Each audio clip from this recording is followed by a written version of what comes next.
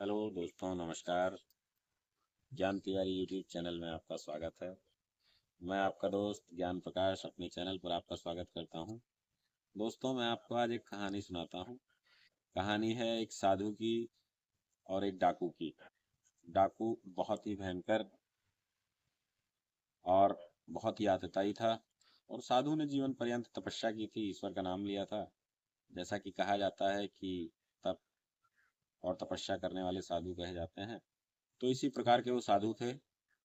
मृत्यु पर्यंत दोनों यमराज के पास पहुंचे, तो यमराज ने दोनों को पास बुलाया और चित्रगुप्त से कहा, भाई बही खाता खोलो दोनों लोगों का। और बही खाता देखने के बाद चित्रगुप्त ने कहा कि इस डाकू ने तो बहुत ही भयंकर पाप किए हैं,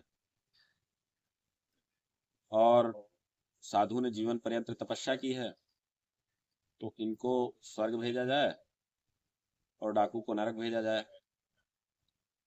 तो डाकू ने बहुत ही क्षमा याचना यमराज से की और कहा कि मुझे एक मौका और दें।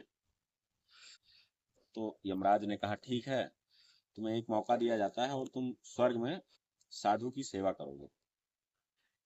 इतना सुनना था कि साधु महाराज बोले, नहीं नहीं भाई, हम इस डाकू से तो सेवा नहीं करवाएंगे, क्योंकि हमने जीवन भर तपस्या की है और हमारी तपस्या का आप यही फल देंगे कि एक डाकू से हमारी सेवा करे।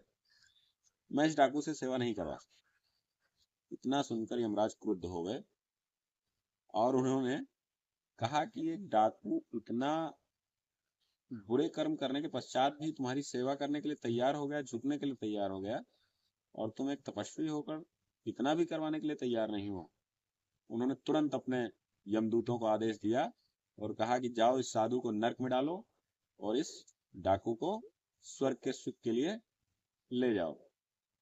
तो दोस्तों, इस कहानी से हमें यही शिक्षा मिलती है कि हमें झुकने में तनिक भी संकोच नहीं करना चाहिए। जहाँ झुकने की आवश्यकता हो वहाँ तुरंत झुक जाना चाहिए, क्योंकि फलदार वृक्ष ही झुकते हैं। सूखा वृक्ष या ऐसे वृक्ष जो झुकते नहीं हैं, ताड़ का वृक्ष आप देख सकते हैं, सागवान का वृक्ष देख सकते हैं, उन पर फल लगते नहीं है तो उनके अंदर झुकाव नहीं होता। ये आपको कैसी लगी कमेंट में जरूर बताएं, और हमारे चैनल को लाइक और सब्सक्राइब जरूर कर लें।